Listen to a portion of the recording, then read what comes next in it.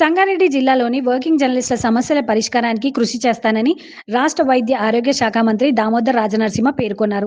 సంగారెడ్డి జిల్లా working journalist association రూపొందించిన 2024 నూతన డైరీని మంగళవారం సంగారెడ్డి జిల్లా కేంద్రంలోని ఆయన స్వగృహంలో ఆవిష్కరించారు.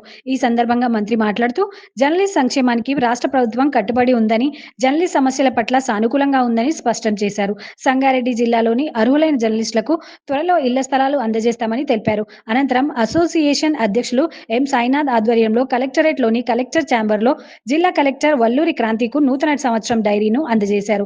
ఈ సందర్భంగా కలెక్టర్ మాట్లాడుతూ జర్నలిస్ట్ డైరీలో ఎంతో విలువైన సమాచారం అందించారని, అందుకు అసోసియేషన్ సభ్యులకు అభినందనలు తెలిపారు.